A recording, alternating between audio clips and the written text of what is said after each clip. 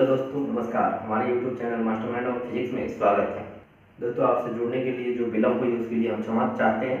आज हम आपको पढ़ाने जा रहे हैं विद्युत ऊर्जा। विद्युत ऊर्जा होती क्या है? ठीक है, जैसे मान लो आपके पास एक विद्युत परिपथ है। ठीक है, कौन सा परिपथ है? विद्युत परिपथ। मान लो कि विद्युत परिपथ में जो चालक है उस चालक तार का प्रतिरोध मान लीजिए कुछ R है। अब बताओ, इस विद्युत परिपथ में मान लो हमको कुछ धारा प्रवाहित करना है, तो धारा प्रवाहित करने के लिए हमको क्या करना पड़ेगा? एक बाहर से स्रोत देना पड़ेगा। मान लो हमने क्या किया, इनके सिरों पर भी विभवांतर आरोपित किया। ठीक है, जब विभवांतर भी आरोपित करेंगे तो इस चालक तार से कुछ ना कुछ धारा प्रवाहित होगा। मान लीजिए कि इसमें धारा प्रवाहित हुआ I। ठीक है, अब बताओ इससे I आएगा तो इधर भी कितना लौटेगा? I ही आएगा। तो जब इस परिपथ में यानी R प्रतिरोध वाले चालक तार में जब हम विभवांतर इनके सिरों पर आरोपित की, ठीक है, विभवांतर का हमने क्या किया? एक स्रोत आरोपित किया। तो ऐसे केस में इसमें धारा कितना प्रवाहित होने लगा? I। और जब धारा I प्रवाहित होने लगा तो इस धारा को परिपथ में बनाने के लिए इसके द्वारा कुछ ना कुछ कार्य करना पड़ेगा। तो जो कार्य करना पड़ता है उसी को हम कहते हैं विद्युत ऊर्जा। तो आपको ध्यान रखना है कि किसी भी विद्युत परिपथ में विद्युत धारा को बनाए रखने के लिए, ठीक है, कौन सा धारा को? विद्युत धारा को बनाए रखने के लिए जो हमने स्रोत आरोपित किया उसके द्वारा जो कार्य करना पड़ता है उसी को हम क्या कहेंगे? विद्युत ऊर्जा। तो हम लिख सकते हैं इसका परिभाषा कि किसी विद्युत परिपथ में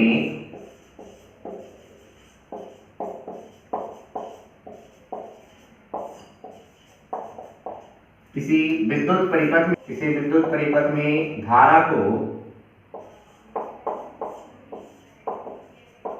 बनाए रखने के लिए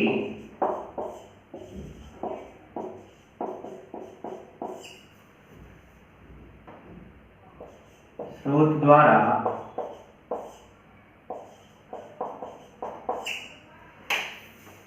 किया गया कार्य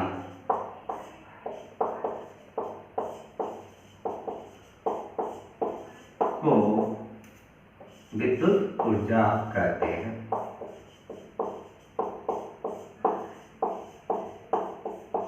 आपको हमेशा ध्यान रखना कि किसी भी विद्युत परिपथ में अगर हमको धारा बनाए रखना है तो उसके लिए स्रोत द्वारा कुछ ना कुछ कार्य करना पड़ेगा और उसी कार्य को हम क्या कहते हैं? विद्युत ऊर्जा। और यही ऊर्जा चालक में क्या होता है? ऊष्मा के रूप में खर्च होता है। यानी विद्युत ऊर्जा जो है यहाँ पे क्या होता है? हीट के रूप में बाहर होता है। तो अगर देखो, सबसे पहले अगर बात करें तो हमने अभी जस्ट बताया कि मान लो जब हमने विभवांतर भी आरोपित किया तो धारा इसमें कितना प्रवाहित हुआ? I।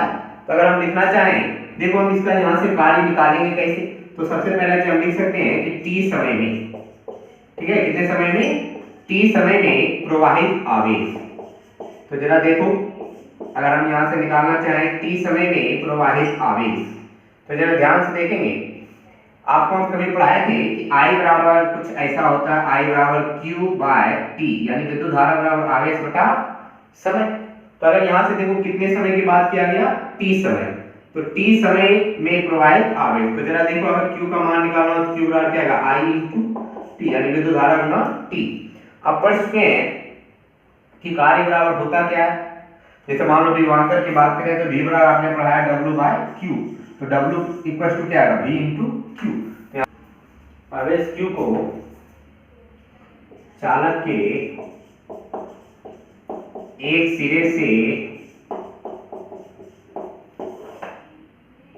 दूसरे सिरे तक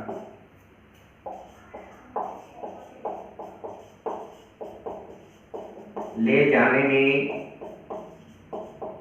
किया गया कार्य। अब बताओ, कार्य को किससे? W से। तो W बराबर आपने क्या पढ़ा? Q इंटू V पढ़ा ना। सबसे पहले हमने क्या बोला कि देखो t समय में प्रवाहित आवेश, तो Q बराबर क्या है? I into T। फिर हमने क्या होता है कि आवेश मान लो आपके पास है कितना? अभी t समय में कितना प्रवाहित हुआ? तो Q आवेश। तो आवेश Q को चालक के एक सिरे, यानी ये क्या है आपका? चालक। ये जो आपको दिखाई दे रहा है ये पूरा का पूरा क्या है? चालक। और इस चालक के इस सिरे से इस सिरे तक प्रवाहित करने में किया गया कार्य को किससे? तो W बराबर क्या है? Q into V। अब देखो Q का मान यहाँ क्या है? I into T। तो इसको हम मान लेते हैं समीकरण 1। तो समीकरण 1 से अगर चलो तो कार्य का मान कितना आ गया? W बराबर I इंटू यानी V into I into T। आपने ओम का भी नियम पढ़ा है।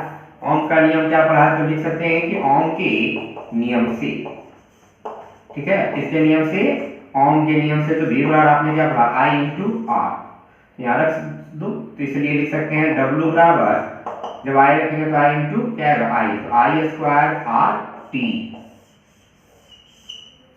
ठीक है। दूसरा उपाय ये भी कर सकते हैं कि देखो, अगर I बराबर यहाँ लिखना चाहें लिख सकते हैं कि चूंकि I बराबर रखेंगे V बटा आर, तो W का मान क्या आ जाएगा, देखो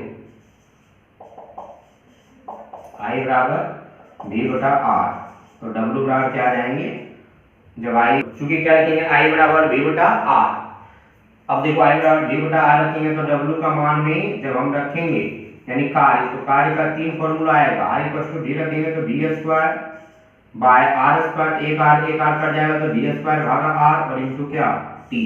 तो W का कितना फॉर्मूला आ गया, 3 फॉर्मूला। पहला आ गया आपका V into I into T, दूसरा आ गया I square R into T, और तीसरा आ गया V square by R into T. तो यहाँ से क्या पता चला कि विद्युत धारा जो होता है, विद्युत धारा को मान लो किसी परिपथ में प्रवाहित करना हो, तो प्रवाहित करने के लिए हमको बाहर से क्या देना पड़ेगा, स्रोत लगाना पड़ेगा। तो स्रोत लगाने का मतलब क्या होगा कि बाहर से हमको ऊर्जा देना पड़ेगा। तो ये यानी क्या है कि ये कार्य कर रहा है किसके द्वारा, विद्युत स्रोत के द्वारा। तो विद्युत स्रोत के द्वारा जो धारा प्रवाहित हो रहा है यानी जो आवेश प्रवाहित हो रहा है, तो प्रवाहित करने के लिए इस स्रोत के द्वारा कुछ ना कुछ कार्य करना पड़ेगा। तो जो कार्य करना पड़ता है उसी कार्य को हम क्या कहते हैं, विद्युत ऊर्जा। तो ये लिखा गया कि किसी भी विद्युत परिपथ में धारा को बनाए रखने के लिए स्रोत द्वारा किया गया कार्य को ही क्या कहते हैं, विद्युत ऊर्जा कहते हैं। अब देखो हमने क्या किया, मान लिया कि R प्रतिरोध का क्या है, एक चालक है जिनके सिरों पर कितना विभवांतर आरोपित किया गया, V विभवांतर। अब देखो ये बड़ा वाला टर्मिनल प्लस और छोटा वाला क्या होता है, माइनस। अब देखो इसमें जब इस चालक तार के सिरों पर हमने V विभवांतर आरोपित किया, इसमें कितना धारा प्रवाहित होने लगा, तो अब हमने क्या लिखा कि T समय में प्रवाहित आवेश। तो आपने पढ़ चुका है कि I बराबर क्या होता है, Q बाई T। तो ऐसे केस में Q बराबर क्या होगा, I इंटू T, ठीक है। तो हमने क्या बोला कि आवेश Q को चालक के एक सिरे से दूसरे सिरे तक ले जाने में किया गया कार्य, तो W बराबर क्या है, Q इंटू V। अब देखो जब कार्य निकल गया, अभी जस्ट हम बोलेंगे कि Q बराबर क्या होता है, I इंटू T, तो समीकरण 1 से यहाँ मान रख सकते हैं I इंटू T, तो W का मान क्या आ गया, VIT। फिर ओम के नियम से चलो तो V बराबर आपने क्या पढ़ा, I इंटू R, ये मान अगर यहाँ रखेंगे तो I गुना I, तो I स्क्वायर RT। दूसरा देखो ओम के नियम से चलो तो I बराबर क्या होता है, V बटा R, जब यहाँ रखेंगे तो V स्क्वायर भागा R स्क्वायर, एक आर कैंसिल होगा तो W का मान क्या आ गया, V square bye R into T। अब देखो कार्य का जो मान निकला यानी विद्युत ऊर्जा, यानी जो खर्च ऊर्जा है, खर्च विद्युत ऊर्जा कितना आया आपका, W का जो मान है वो कितना आया, तो एक आया V into I into T, दूसरा आया आई स्क्वायर आर टी, और तीसरा आया V square by R T. यह कार्य जो दिखाई दे रहा है ये किसके द्वारा कार्य किया गया, इस स्रोत के द्वारा कार्य किया गया, और इस स्रोत के द्वारा जो कार्य किया गया वही क्या कहलाएगा, आपका विद्युत ऊर्जा। और यही विद्युत ऊर्जा जो है चालक से किस रूप में उत्पन्न होता है यानी परिवर्तित होता है, तो आपका उष्मीय ऊर्जा के रूप में परिवर्तित होता है। यानी स्रोत द्वारा जो कार्य किया गया वो कौन सा ऊर्जा हुआ, विद्युत ऊर्जा, और यही विद्युत ऊर्जा जो है उष्मीय ऊर्जा के रूप में परिवर्तित होता है।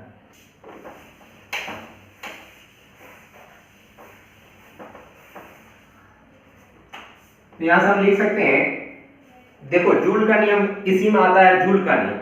तो जूल ने क्या बताया कि अगर कोई तार है यानी चालक तार, और उस चालक तार के सिरों पर विभवांतर आरोपित किया गया, तो ऐसे केस में इस चालक तार में जो उत्पन्न ऊष्मा है वो किसके बराबर होता है, W के बराबर, यानी खर्च ऊर्जा के बराबर, ठीक है। तो इसके द्वारा जो कार्य किया गया वो कितना किया गया, W, यानी विद्युत ऊर्जा के बराबर होता है। तो अगर ये बात करें तो ये जूल का नियम ही है, तो हम लिख सकते हैं कि जूल के अनुसार, किसके अनुसार, तो जूल के नियम से, जूल ने क्या बताया कि अगर मान लो कोई चालक तार है, ठीक है, कोई चालक तार है, तो उसमें जो उत्पन्न ऊष्मा होगा वो किसके बराबर होगा, तो उत्पन्न ऊष्मा वो किससे, H बराबर W। तो W का कितना फॉर्मूला आया, 3।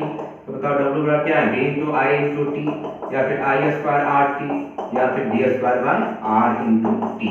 तो ध्यान रखना कि अगर बात करें, सबसे पहले हमने क्या बोला कि जूल के नियम से चलो तो तार में उत्पन्न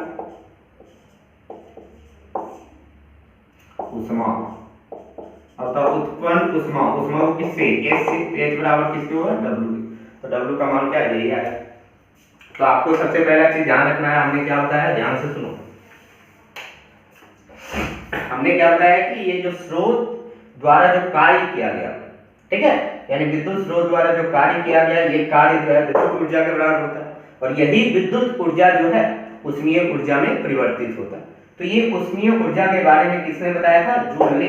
तो क्या बताया था कि अगर मान लो कोई चालक तार है, तो चालक तार में अगर मान लो उनके सिरों के बीच में विभवांतर आरोपित किया गया, तो ऐसे केस में इससे जो उत्पन्न उष्मा होगा, उष्मा का मान किसके बराबर होगा, तो वही विद्युत ऊर्जा बोलो या फिर किया गया कार्य किसके द्वारा, तो स्रोत के द्वारा। तो बताओ कार्य कितना, वी आई टी या फिर आई स्क्वायर आर टी या फिर V square by R into T. तो इस बराबर क्या आएगा, V into I into T या फिर आई स्क्वायर आर टी या फिर V square by R into T. Thank you.